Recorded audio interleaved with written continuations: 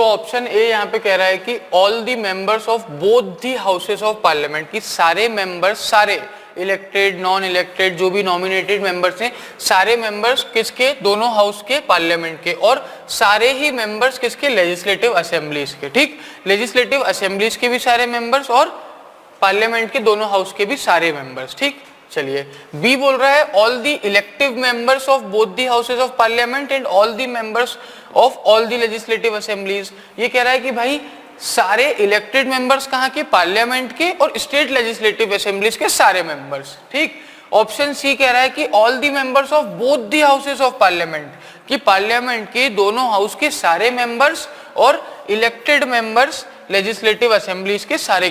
ठीक है, सारे के सारे इलेक्टेड मेंबर्स लेजिस्लेटिव असेंबलीज के।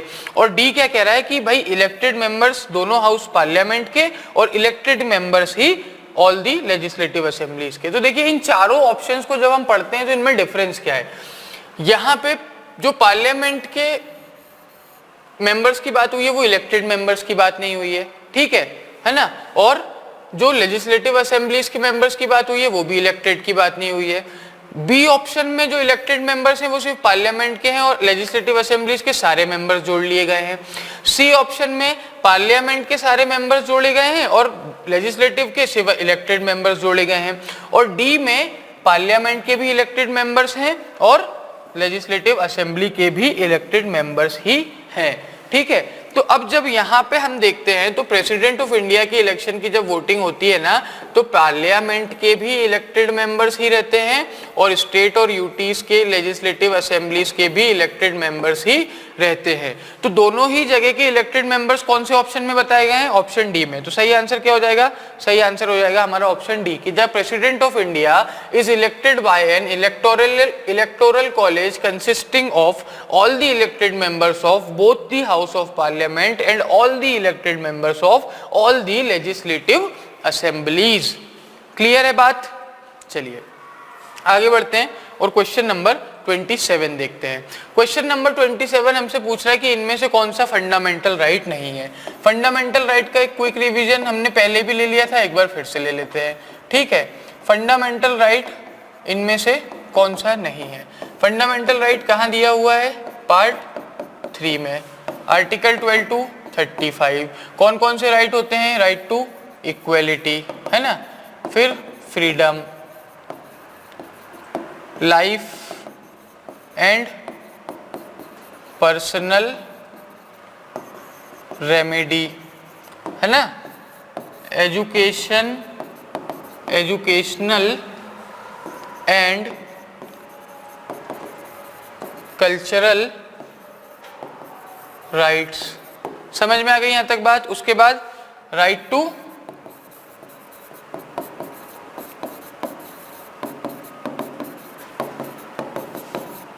Constitutional remedies. ठीक है, बात हो गई यहां तक। कैसे, right to equality, right to freedom, right to life and personal liberty, right to educational and cultural rights होते हैं, कुछ राइट टू कॉन्स्टिट्यूशनल रेमेडी होती है। कौन से आर्टिकल के अंडर, आर्टिकल 32 के अंडर। आर्टिकल 32 के अंदर क्या होता है, और फिर 33, 34, 35 में सस्पेंशन की बात की, किन किन के आर्टिकल, किन किन के फंडामेंटल राइट सस्पेंड हो सकते हैं। ठीक है, इसमें क्या होता है, इसमें सुप्रीम कोर्ट में जा सकते हैं आप और रिट्स इशू करा सकते हैं in violation of fundamental right. तो ये सारे आपके फंडामेंटल राइट होते हैं। तो अब यहाँ पे पूछा गया कि भाई फ्रीडम ऑफ स्पीच, ठीक, तो freedom of speech and expression आपका काय में आता है। ठीक है, तो ये वही आपका राइट टू फ्रीडम जो है, उसके अंदर राइट टू फ्रीडम 6-7 तरीके की फ्रीडम दी गई हुई है, वो आपकी एक right to freedom of speech होती है। उसके बाद right to life, article 21, right to life and personal liberty. फिर right to equality, article 14 to 18। ठीक है, तो ये अब कौन सा राइट है, राइट टू वर्क, ये आपका राइट फंडामेंटल राइट नहीं होता है। तो मैंने आपको 2-3 राइट बताए थे। पहला था राइट टू प्रॉपर्टी, क्या है, राइट टू प्रॉपर्टी। दूसरा क्या है, राइट टू वर्क। तीसरा क्या है, राइट टू वोट। ये सारे हमारे फंडामेंटल राइट नहीं होते हैं। ठीक, तो इन सब चीजों को याद रखिएगा कि ये सारे फंडामेंटल राइट्स में नहीं आते। वैसे कि अगर आपको फंडामेंटल राइट्स का कंसेप्ट क्लियर है तो उसके बाद आपको ये सारी चीजें याद करने की जरूरत नहीं है, ठीक है। आपको पता है कि भाई फ्रीडम ऑफ स्पीच मेरा फंडामेंटल राइट है, राइट टू लाइफ मेरा फंडामेंटल राइट है, राइट टू इक्वालिटी मेरा फंडामेंटल राइट है। तो जब आपको 3 फंडामेंटल राइट पता है तो चौथा राइट जो फंडामेंटल राइट नहीं है उसे पता करने में आपको बिल्कुल भी दिक्कत नहीं आएगी, उसे आप तुरंत के तुरंत पता कर लेंगे, ठीक है। समझ में आ गई बात यहां तक? तो आगे बढ़ते हैं। तो क्वेश्चन नंबर 27 हो गया हमारा। अब देखते हैं क्वेश्चन नंबर 28। क्वेश्चन नंबर 28 बात कर रहा है international labour organisation has its headquarter at. ये पूछ रहा है भाई कि इंटरनेशनल लेबर ऑर्गेनाइजेशन का हेडक्वार्टर कहाँ पे है। अब देखिए ये क्वेश्चन आपका काय का है, ये क्वेश्चन है आपका जनरल नॉलेज का। किस चीज का क्वेश्चन है ये जनरल नॉलेज का है। और ये जनरल नॉलेज का क्वेश्चन किस सेक्शन के अंदर मिल रहा है आपको? लीगल एप्टीट्यूड के अंदर मिल रहा है। अब ये लीगल एप्टीट्यूड के अंदर क्यों मिल रहा है आपको? क्योंकि ये जो इंटरनेशनल लेबर ऑर्गेनाइजेशन है ना, ये किससे, ये यूनाइटेड नेशंस ऑर्गेनाइजेशन से रिलेटेड है। और ये यूनाइटेड नेशंस ऑर्गेनाइजेशन तो कहीं ना कहीं इन्होंने उसे इंटरनेशनल लॉ से ऐड कर दिया होगा। तो चलिए ठीक है, ये सारी चीजें होती रहती है, ऐसे क्वेश्चंस भी आ जाते हैं। लेकिन अब आज की प्रेजेंट सिनेरियो में ये क्वेश्चन अगर आपको पूछा जाएगा तो ये किस हेडिंग के अंदर पूछा जाएगा? ये जनरल नॉलेज की हेडिंग के अंदर पूछा जाएगा। और जनरल नॉलेज की हेडिंग के अंदर का तो ये बहुत ही इंपॉर्टेंट क्वेश्चन बनता है। लेकिन ये क्वेश्चन अब प्रेजेंट सिनेरियो में आपको कोई लीगल एप्टीट्यूड के सिलेबस के अंदर या लीगल एप्टीट्यूड के सेक्शन के अंदर नहीं पूछने वाला है। तो इसके 4 ऑप्शन दिए हुए हैं, आपको चारों ऑप्शन को ढंग से पढ़ेंगे और देखेंगे कि कौन सा इसमें सही आंसर है, ठीक है। तो 4 ऑप्शन आपको दिए हुए हैं। पहला दिया हुआ है द हेग, दूसरा दिया हुआ है जिनेवा, तीसरा दिया हुआ है न्यूयॉर्क और चौथा दिया हुआ है लंदन, ठीक है। तो आपको बताना है कि भाई इंटरनेशनल लेबर ऑर्गेनाइजेशन जो है उसके हेडक्वार्टर कहाँ है। तो आपकी जब जीके की क्लास होगी ना तो ये जितने भी बड़े बड़े ऑर्गेनाइजेशन हैं इनके नाम है ना, इनके नेम, ठीक, क्योंकि इनके एब्रिविएशंस भी आ जाते हैं कभी कभी कि भाई ILO का मतलब क्या होता है। तो आपको पता होना चाहिए कि इंटरनेशनल लेबर ऑर्गेनाइजेशन होता है। तो इनके नेम के बाद इनके हेडक्वार्टर्स है ना, और हेडक्वार्टर्स के बाद इनके प्रेसिडेंट्स या सेक्रेटरीज, ये सारी चीजें आपको जो इनके हेड, बेसिकली इनके हेड जो है वो आपको बताए जाएंगे। तो वो आप बिल्कुल अच्छे से याद कर लीजिएगा। अभी के लिए मैं आपको बता दूं कि इंटरनेशनल लेबर ऑर्गेनाइजेशन का हेडक्वार्टर कहाँ है? जिनीवा में है। कहाँ पे है? जिनीवा में है, ठीक, क्लियर है यहाँ तक की बात? चलिए तो आगे बढ़ते हैं और नेक्स्ट क्वेश्चन देखते हैं। नेक्स्ट क्वेश्चन आपका बात कर रहा है कि the child marriage restraint act 2006 is applicable to, ठीक है। तो क्या पूछा जा रहा है कि भाई जो चाइल्ड मैरिज रिस्ट्रेन एक्ट आया था 2006 में वो किन किन पर एप्लीकेबल है। ऑप्शन ए बोल रहा है ओनली हिंदूज, ऑप्शन बी बोल रहा है all Indians except Muslim as the minimum age of marriage among the Muslim girls is puberty beginning of menstruation, ठीक है। तो और सी बोल रहा है ऑल इररिस्पेक्टिव ऑफ रिलीजन, और डी बोल रहा है all except Muslim, Christian and Jews. तो ऑप्शन ए बोल रहा है कि भाई सिर्फ हिंदूज पे एप्लीकेबल है, ऑप्शन बी बोल रहा है सारे इंडियंस पे एक्सेप्ट दी मुस्लिम्स। क्यों मुस्लिम्स पे क्यों एक्सेप्ट नहीं है? क्योंकि जो मुस्लिम में मिनिमम एज है मैरिज की वो क्या है? वो प्यूबर्टी की एज है। प्यूबर्टी मतलब कि जब उनका मेंस्ट्रुएशन का पीरियड चालू हो जाता है, ठीक है। तो जब वो फर्स्ट टाइम उन्हें मेंस्ट्रुएशन का उनका बिगनिंग हो जाएगी उस टाइम से वो शादी के लायक हो जाएंगी, ऐसा ये ऑप्शन कह रहा है, ठीक। और सी कह रहा है कि भाई सारे रिलीजन को सभी लोगों पे एप्लीकेबल है इररिस्पेक्टिव ऑफ रिलीजन, रिलीजन्स में उससे कोई फर्क नहीं पड़ता। और डी कह रहा है कि सभी पर except the Muslim, Christian and Jews, सभी पे एप्लीकेबल है, बस मुस्लिम्स पे, क्रिश्चियंस पे और ज्यूज पे एप्लीकेबल नहीं है। समझ गए यहाँ तक बात क्लियर है? तो देखिए ये जो एक्ट है ना, ये किसका एक्ट है? ये सेंट्रल गवर्नमेंट का एक्ट है ना, ये किसी स्टेट का एक्ट तो है नहीं। ये किसके लिए है? ये होल ऑफ इंडिया के लिए है ना। और इसकी एक्ट की जब हम बात करते हैं तो इररिस्पेक्टिव ऑफ द रिलीजन, ये क्या है? ये सभी पे ये एप्लीकेबल होता है। तो ऑप्शन ए बोल रहा है ओनली हिंदूज, नहीं। ऑप्शन बी बोल रहा है एक्सेप्ट मुस्लिम, नहीं। ऑप्शन डी बोल रहा है all except Muslim, Christian and Jews, no. Option C सही है जो क्या कह रहा है कि भाई सभी पे एप्लीकेबल है irrespective of the religion. Clear है बात यहां तक? चलिए अगला क्वेश्चन है क्वेश्चन नंबर 30। क्वेश्चन नंबर 30 क्या कह रहा है कि x A shopkeeper leaves a sealed 5 kilogram bag of a branded wheat flour at the door of Y with a note, you will like this quality wheat flour and pay ₹100 for this bag without being asked to do so. Y on coming back collects the bag from his door, opens the seal of the bag and uses a quarter of kilogram for making chapatis unleavened. ठीक है, but next day returns the bag. Is he bound to pay for the bag? He is. चलिए, बात क्या होती है कि x एक shopkeeper होता है, वो क्या करता है, 5 किलो का सील्ड आटे का बोरा, आटे का बैग क्या करता है, वाई के घर के सामने छोड़ देता है और उसमें एक नोट लिखता है कि भाई ये क्वालिटी तुम्हें पसंद आएगी, ठीक है ना, और तुम 100 रुपए इस बैग के मुझे पे कर देना, ठीक है, without being asked to do so. और उसे वाई ने ऐसा कुछ करने को बोला नहीं था। वाई जब वापस आता है घर, बैग को उठाता है, जाता है, उसमें से एक 250 ग्राम आटा निकालता है, उसकी रोटियां बनाता है, खाता है और अगले दिन जाकर के बैग लौटा देता है, ठीक है। अब क्वेश्चन ये है कि क्या वो बाउंड है उस बैग का पैसा देने के लिए या नहीं, ठीक है। तो ये बोल रहा है कि ही इज, ऑप्शन ए बोल रहा है not bound to pay as he did not ask the shopkeeper to deliver the bag. वो बाउंड नहीं है पे करने के लिए, क्यों, क्योंकि उसने शॉपकीपर को नहीं बोला था उस बैग को डिलीवर करने के लिए। बी बोल रहा है bound to pay as he has opened the bag, बोल रहा है भाई बाउंड है क्योंकि उसने बैग ओपन कर लिया है। सी बोल रहा है बाउंड टू पे only for the quantity use, बोल रहा है भाई वो क्वांटिटी जो उसने यूज की है उसके लिए बाउंड है। और डी बोल रहा है नीदर बाउंड टू पे नॉर रिटर्न द बैग, और बोल रहा है ना ही वो पे करने के लिए बाउंड है ना ही वो बैग को रिटर्न करने के लिए बाउंड है। ऐसा कौन बोल रहा है, ऐसा बोल रहा है ऑप्शन डी। चलिए, तो इसका आंसर क्या होगा ना कि भाई देखिए, एक्स ने बोला कि अगर आप ये आपको क्वालिटी पसंद आएगी और आप उसने खोला उसे क्वालिटी पसंद नहीं है, उसने वापस दिया है, तो क्यों होगा बाउंड पे करने के लिए, ठीक है। तो ये सारी चीजें, तो भाई और हो नहीं हो वो सारी बात अलग है, यहाँ पे उसने मांगा नहीं था, फ्री में देकर के आ रहे हैं, तो he is not bound to pay as he did not ask the shopkeeper to deliver the bag. उसने शॉपकीपर को नहीं बोला था वो बैग डिलीवर करने के लिए, और अगर शॉपकीपर वो बैग उसके यहाँ डिलीवर करके आ रहा है तो वह बाउंड नहीं है किसी भी तरीके का कोई भी पैसा देने के लिए। क्लियर है बात। चलिए आगे चलते हैं और देखते हैं question number 31। Within the jurisdiction of which high court does Lakshadweep fall. अब देखिए ये क्वेश्चन अगर आप देखेंगे तो ये इन्होंने लीगल का क्वेश्चन बना दिया है, पर ये क्वेश्चन काय का है, ज्योग्राफी का है। काय का है, ज्योग्राफी का है, ठीक।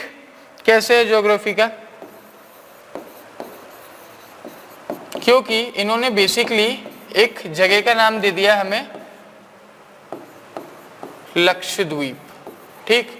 और लक्षद्वीप का इन्होंने हमसे क्या पूछ लिया है कि ये किस हाई कोर्ट के अंदर आता है ना। अब हाई कोर्ट तो पूरे स्टेट पे लगता है, ठीक, और लक्षद्वीप किस हाई कोर्ट के अंदर आएगा, तो बेसिकली किस हाई कोर्ट के आसपास होगा।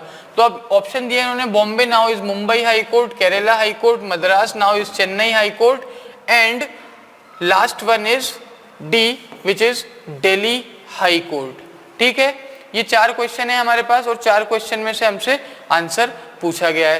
तो जल्दी से आप लोग एक बार सोचिए कि इंडिया में कहाँ लक्षद्वीप पड़ता है और उसके पास मद्रास, दिल्ली, केरला और बॉम्बे में से कौन सा स्टेट पड़ता है, ठीक है।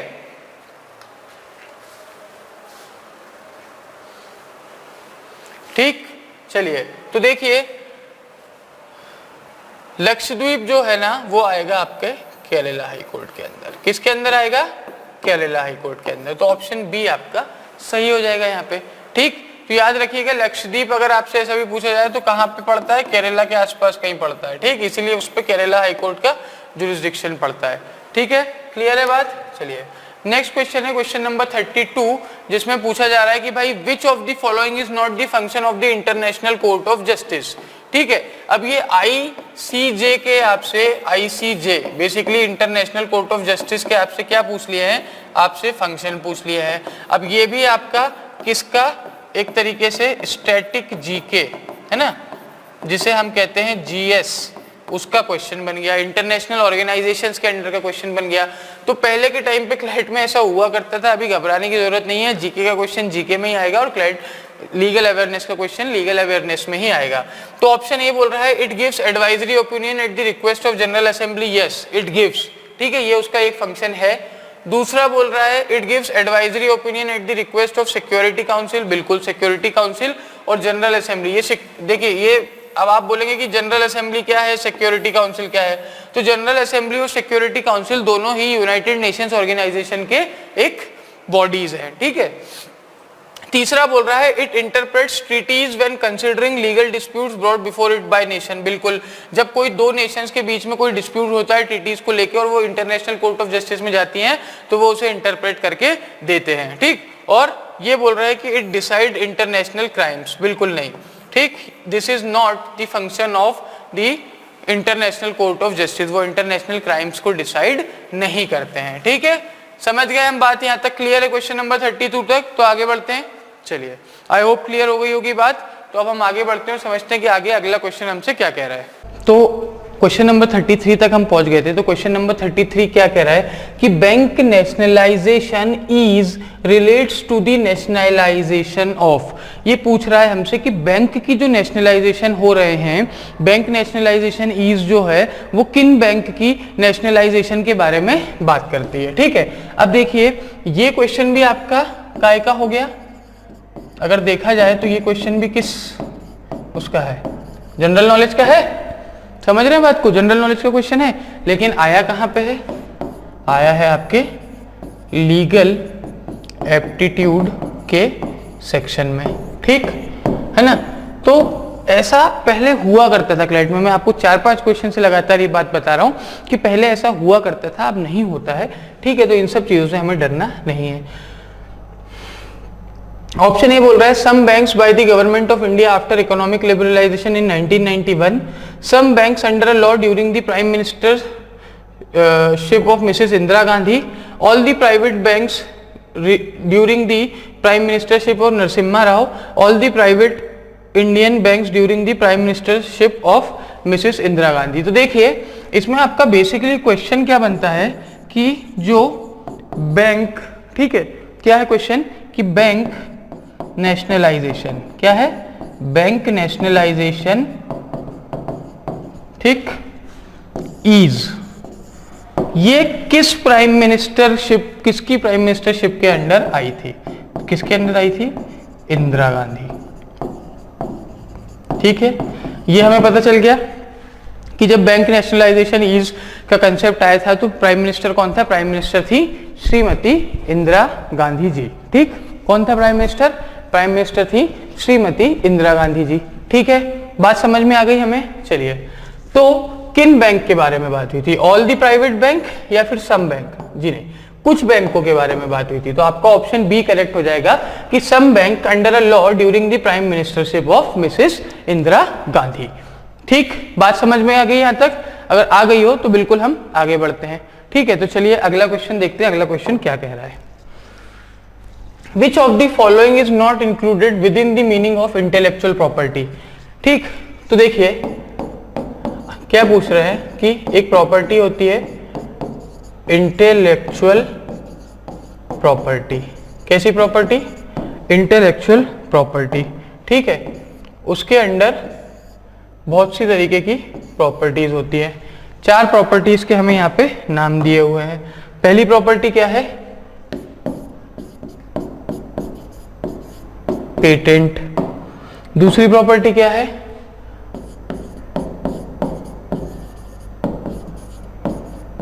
कॉपीराइट्स। तीसरी प्रॉपर्टी क्या है,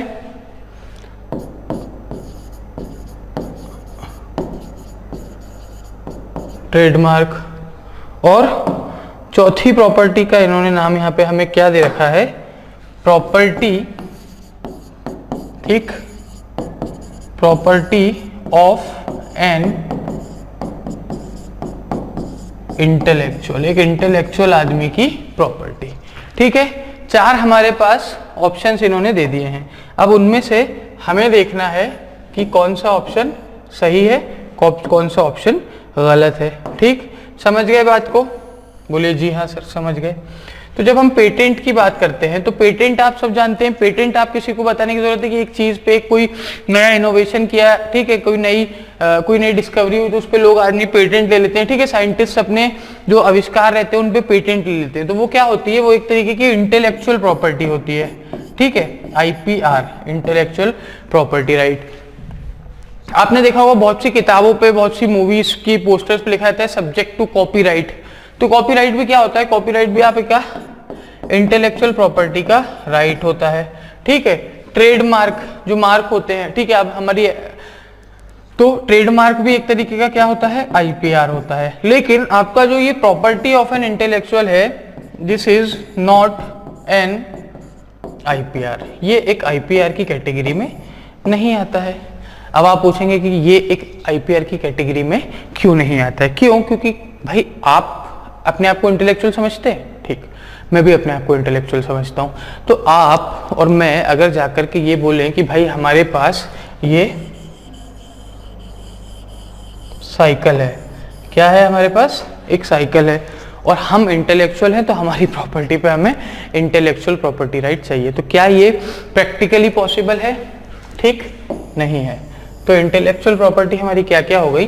पेटेंट हो गई, कॉपीराइट हो गई, ट्रेडमार्क हो गई, लेकिन property of an intellectual property right की मीनिंग के अंडर नहीं आती है। ठीक, समझ गए हम बात को? कोई दिक्कत, कोई परेशानी होनी भी नहीं चाहिए, है ना।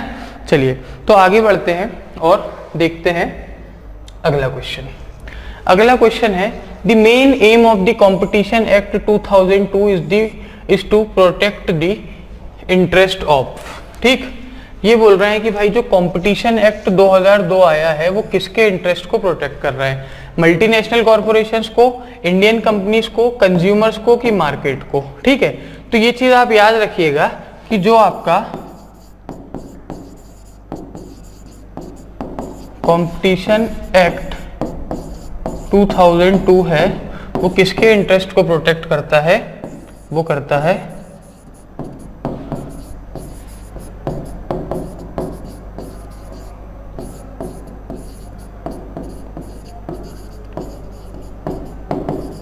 मल्टीनेशनल कॉर्पोरेशन के इंटरेस्ट को वो प्रोटेक्ट करता है। समझ गए बात? यहां तक कोई दिक्कत परेशानी नहीं होगी। ठीक है, तो इसका आंसर क्या हो जाएगा?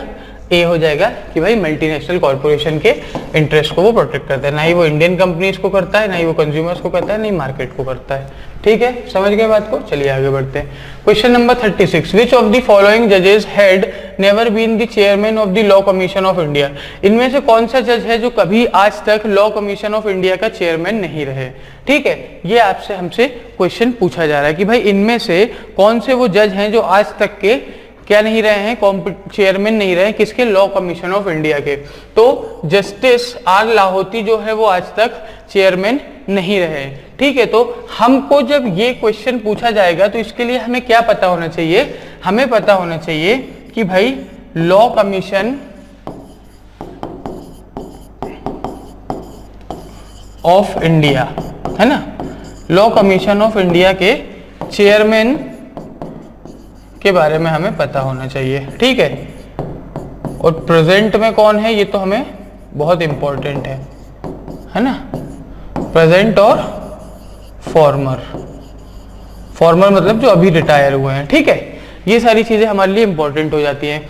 तो जस्टिस AR लक्ष्मणन, जस्टिस जीवन रेड्डी और जस्टिस जगन्नाथ राव, ये तीनों लॉ कमीशन ऑफ इंडिया के चेयरमैन रहे हैं।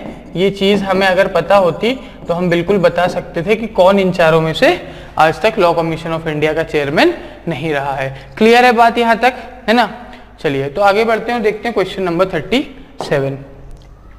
क्वेश्चन नंबर 37 क्या कह रहा है कि RTI स्टैंड्स फॉर। ठीक, RTI का मतलब क्या होता है? तो देखिए RTI का मतलब आप सभी जानते होंगे कि RTI का मतलब क्या होता है। R का मतलब होता है,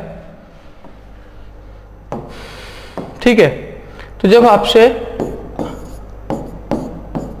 RTI का मतलब पूछा जाए तो आप क्या कहेंगे कि भाई RTI का मतलब मुझे पता है। तो आप क्या मतलब बताएंगे? आप बताएंगे कि R से मेरा राइट है। ठीक, वो राइट किस चीज से रिलेटेड है? राइट टू I फॉर जल्दी बोलिए, I फॉर इंफॉर्मेशन। तो RTI का मतलब क्या होता है? RTI का मतलब होता है राइट टू इंफॉर्मेशन। समझ गए? क्लियर है बात? यहाँ पे कोई दिक्कत है? नहीं होनी चाहिए। ठीक है, तो आरटीआई का मतलब होता है राइट टू इंफॉर्मेशन। ठीक, करेक्ट, समझ गए हम बात को, कोई दिक्कत कोई परेशानी नहीं है हमें, ठीक है, ये सोच के हम आगे बढ़ रहे हैं। ठीक है, तो आरटीआई का फुल फॉर्म याद कर लीजिएगा, आरटीआई का full form revenue transaction in India नहीं होता है, रिसर्च एंड टेक्नोलॉजी इंस्टीट्यूट भी नहीं होता है, और रूरल एंड ट्रांसपेरेंसी इंफ्रास्ट्रक्चर भी नहीं होता है। देखिए चारों ही जो फुल फॉर्म आपको यहाँ पे दिए हैं ना, ये सब कैसे हैं, ये सब कंफ्यूजिंग है अपने आप में, ये आपको कंफ्यूज करने के लिए एलिजिबल है। आप सोचेंगे अरे यार कहीं रिसर्च एंड टेक्नोलॉजी इंस्टीट्यूट तो नहीं होता, कहीं रूरल एंड ट्रांसपेरेंसी इंफ्रास्ट्रक्चर तो नहीं होता, नहीं जी नहीं, आरटीआई का फुल फॉर्म होता है मेरे भाई साहब राइट टू इंफॉर्मेशन। ठीक, चलिए आगे बढ़ते हैं और क्वेश्चन नंबर 39 देखते हैं। क्वेश्चन नंबर 39 बोल रहा है कि fiduciary relationship is a relationship based on, fiduciary relationship किस रिलेशनशिप को कहते हैं, ठीक है, वो रिलेशनशिप किस चीज पे बेस्ड रहती है, ये क्वेश्चन हमसे पूछा जा रहा है यहाँ पे। ठीक है, तो इस क्वेश्चन का जवाब हमें देना है कि भाई ये जो फिड्यूशरी रिलेशनशिप है, कैसी रिलेशनशिप, फिड्यूशरी रिलेशनशिप, ठीक, ये इसका बेसिस क्या है ना, फिड्यूशरी रिलेशनशिप का बेसिस क्या है। तो जब भी आपसे कोई पूछे कि फिड्यूशरी रिलेशनशिप का बेसिस क्या होता है, तो आप उसे कहिएगा कि फिड्यूशरी रिलेशनशिप का बेसिस होता है ट्रस्ट। क्या होता है, ट्रस्ट, भले ही वो ट्रस्ट ब्लड रिलेशन वालों के बीच में हो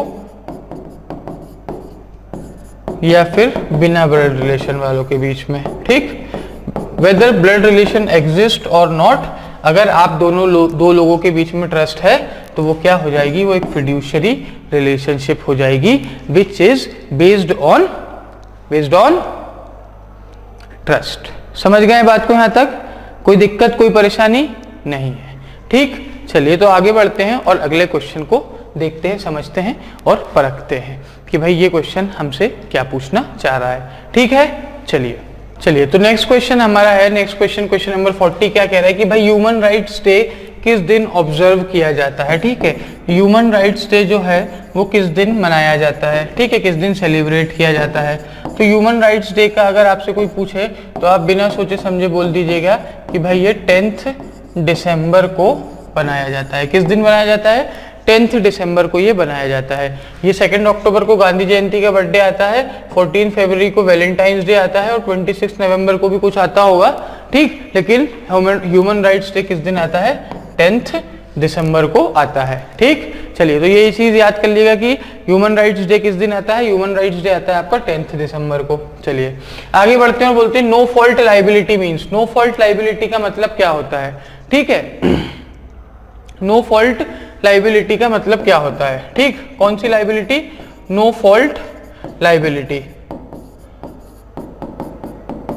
ठीक है, हमने जब टॉर्ट्स पढ़े थे तो हमने दो तरीके की लायबिलिटी पढ़ी थी, एक पढ़ी थी फॉल्ट लायबिलिटी और दूसरी पढ़ी थी हमने नो फॉल्ट लायबिलिटी, है ना। तो नो फॉल्ट लायबिलिटी में जब हमने पढ़ी थी कि फॉल्ट लायबिलिटी में तो नेग्लिजेंस, ट्रेसपास, बहुत सारी चीजें आई थी, और fault liability, no fault liability में क्या आई थी, एक आई थी आपकी स्ट्रिक्ट लायबिलिटी, है ना, स्ट्रिक्ट लायबिलिटी आई थी, और दूसरी आपकी क्या आई थी, दूसरी आपकी आई थी एब्सोल्यूट लायबिलिटी। समझ गए इस बात को, है ना, स्ट्रिक्ट लायबिलिटी और एब्सोल्यूट लायबिलिटी। ठीक है, तो ये दो चीजें हमें नो फॉल्ट लायबिलिटी के केसेस में आई थी। तो अब ये हमसे पूछ रहा है कि नो फॉल्ट लायबिलिटी का मतलब क्या होता है। ऑप्शन ए बोल रहा है liability for damage cause through negligence, liability for damage cause through fault. तो भाई अगर फॉल्ट से कॉज किए गए तो वो तो फॉल्ट लायबिलिटी हो जाएगी, तो ये ठीक, ये एलिमिनेट हो गया। जो नेग्लिजेंस से डैमेज होते हैं वो भी फॉल्ट लायबिलिटी में के अंदर आते हैं, ठीक है, ये चीज हम पढ़ चुके हैं। डी बोल रहा है फ्रीडम फ्रॉम लायबिलिटी, जी नहीं, ठीक है, आपका आंसर होगा absolute liability even without any negligence और फॉल्ट। हाँ बिल्कुल, अगर आपकी कोई नेग्लिजेंस नहीं भी है, कोई फॉल्ट भी नहीं है, अगर फिर भी कोई किसी दूसरे को कि ऐसी चीज के कारण डैमेज होता है जो आपकी प्रेमाइस में थी, तो वो आप उसमें क्या नो फॉल्ट लायबिलिटी के अंदर आपको लायबल माना जाता है। ठीक है, चलिए आगे बढ़ते हैं और देखते हैं 42 an encumbrance is legal parlance is a, ठीक है, an encumbrance in legal parlance is तो एनकम्बरेंस का मतलब क्या होता है ये बेसिकली पूछ रहे हैं, ठीक है। तो एनकम्बरेंस का मतलब क्या होता है, देखिए जब किसी प्रॉपर्टी पर, ठीक, कोई प्रॉपर्टी है और उस प्रॉपर्टी के ऊपर कोई लाइबिलिटी है ना। जैसे कि मान लीजिए आपका एक घर है, ठीक है, और उस घर के ऊपर, उस घर को आपने गारंटी के तौर पे दे रखा है और उस गारंटी के बेसिस पे आपने क्या ले रखा है, लोन ले रखा है। तो अगर आप वो लोन फुलफिल नहीं कर पाएंगे तो घर जाएगा ना, तो बेसिकली वो लाइबिलिटी किसके ऊपर है, घर के ऊपर है ना। तो एक लाइबिलिटी जो कि प्रॉपर्टी के ऊपर होती है उसे हम क्या कहते हैं, उसे हम कहते हैं एनकम्बरेंस। क्या कहते हैं, एनकम्बरेंस कहते हैं। हम समझ गए बात को, कोई दिक्कत कोई परेशानी नहीं है ना, चलिए होनी भी नहीं चाहिए, ठीक है। बात को बिल्कुल समझिए आराम से, ठीक, धीरे धीरे। ये सारी चीजें देखिए, ये सारी चीजें हमको थोड़ा दिमाग में सेट करनी पड़ेंगी। ये कोई कंसेप्ट नहीं है, ठीक है। कंसेप्ट होता तो हम उसे क्या कर लेते, हम उसे समझ लेते, लेकिन जो चीजें कंसेप्ट नहीं होती, जो एक वर्ड का मीनिंग है, वो तो आपको या तो मगअप कर लीजिए अगर आपसे करते बने, या फिर उसको इतना यूज करिए, उसको बार बार रिवाइज करेंगे ना आप, तो एक जैसे 10 बार किसी वर्ड को आप, ठीक है, 10 टाइम्स अगर आप किसी वर्ड को पढ़ेंगे ना तो वो आपके दिमाग में वैसे ही फिट हो जाता है, फिर उसको मगअप करने की जरूरत है ही नहीं आपको। समझ गए, बात क्लियर है। चलिए आगे बढ़ते हैं, देखते हैं question number 43। A husband and wife have a right to each others company, this right is called. भाई एक हस्बैंड और एक वाइफ को एक दूसरे की राइट की, एक दूसरे की कंपनी का राइट है, ऐसा ही कह रहे हैं, ठीक है। और ये राइट क्या कहलाता है, ऐसा ये पूछ रहे हैं, ठीक। समझ गए बात को यहाँ तक। चलिए, तो 4 हमारे पास ऑप्शन दिए हैं, matrimonial right, consortium right, marital right और कंजुगल राइट्स। तो देखिए, जो हस्बैंड और वाइफ के आफ्टर मैरिज जो राइट्स होते हैं ना, याद रखिएगा, उन्हें मैट्रिमोनियल राइट्स नहीं कहा जाता है, उन्हें कहा जाता है कैसा राइट, कॉन्जुगल राइट। क्या कहा जाता है, कॉन्जुगल राइट कहा जाता है। समझ गए बात को, कोई दिक्कत नहीं है ना। चलिए आगे 44, release of prisoner before completion of his sentence is called. किसी प्रिजनर को अगर जैसे मान लीजिए 10 इयर्स की, ठीक, उसे क्या मिली, 10 इयर्स की सजा मिली और उसे उसके पहले ही अगर रिलीज किया जा रहा है तो उसे क्या कहते हैं, ये पूछा जा रहा है। तो देखिए, रिलीज मतलब तो रिलीज ही हो गया, ठीक है। इतना अगर इजी होता तो ये आपसे ये क्वेश्चन ही नहीं पूछते, ठीक। एक्विटल मतलब बाइज्जत बरी, ठीक है। एक्विटल मतलब कि नॉट गिल्टी, तो फिर वो जेल जाता ही क्यों, है ना। लीज मतलब, लीज तो भाई प्रॉपर्टी से रिलेटेड होता है ना। लीज किससे रिलेटेड होती है, प्रॉपर्टी रिलेटेड होती है, किसी आदमी को लीज पे नहीं दिया जाता है। तो आपका आंसर क्या होगा, पेरोल होगा। अब पेरोल को याद करना है अगर आपको, तो आप किसे याद करेंगे, आप याद करेंगे संजय दत्त। संजय दत्त किस चीज पे छूट के आते थे, बार बार पेरोल पे छूट करके आते थे, ठीक है। तो पेरोल क्या होता है, अब एक आदमी को, एक प्रिजनर को उसकी सेंटेंस के कंप्लीशन के पहले ही अगर छोड़ा जाता है तो उसे कहा जाता है पेरोल, ठीक। बात समझ में आ गई यहां तक। चलिए 45, result of successful prosecution is, ठीक। सक्सेसफुल प्रोसिक्यूशन का रिजल्ट क्या होता है, ठीक। एक्विटल होगा कि डिस्चार्ज होगा कि कन्विक्शन होगा कि चार्जशीटिंग होगी। तो देखिए, ए ने मर्डर किया, किसका, बी का, ठीक है। ए ने मर्डर किया किसका, बी का, है ना। अब ए ने बी का मर्डर तो कर दिया, ठीक, इतनी बात हम समझ गए कि ए ने बी का मर्डर कर दिया। अब मर्डर करने के बाद क्या होता है कि ए जब बी का मर्डर कर देता है, ठीक है, उसके बाद की बात को समझिए, है ना। अब बी कौन हो गया, बी हो गया प्रोसिक्यूशन, ठीक है, मतलब स्टेट बेसिकली। और ए कौन हो गया, ए हो गया भाई डिफेंस कह लीजिए आप, है ना। तो इन दोनों, ये दोनों अपने पॉइंट्स रखेंगे, है ना। एविडेंस होगा, विटनेस होगा, चार्जशीट पे पुलिस फाइल करेगी, सारी चीजें होंगी, है ना। ये सारी चीजें होने के बाद जजमेंट आएगा, अब जजमेंट में या तो प्रोसिक्यूशन क्या होगा को सक्सेस मिलेगी या फिर डिफेंस को सक्सेस मिलेगी। ठीक, समझ गए इस बात को, है ना, दोनों में से कोई एक आदमी को सक्सेस मिलेगी।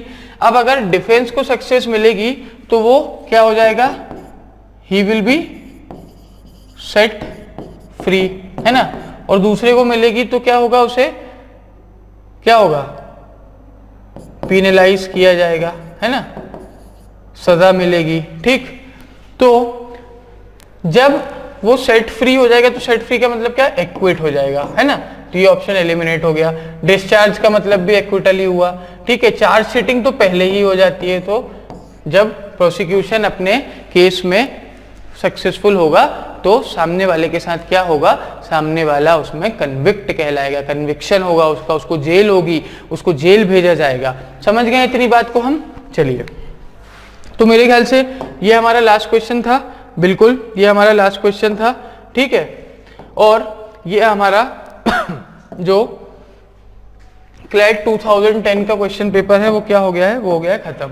ठीक, अब इसके बाद हम बात करेंगे, क्लैट 2010 का क्वेश्चन पेपर खत्म हो गया, अब इसके बाद हम 2009 का क्वेश्चन पेपर डिस्कस करेंगे, 2008 का क्वेश्चन पेपर डिस्कस करेंगे।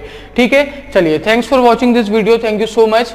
ठीक, बहुत अच्छा लगा आप सभी से मिलके। अब नेक्स्ट लेक्चर में हम मिलेंगे जब हम क्लैट 2009 का क्वेश्चन पेपर आप लोगों के लिए लेकर के आएंगे। चलिए, थैंक यू सो मच।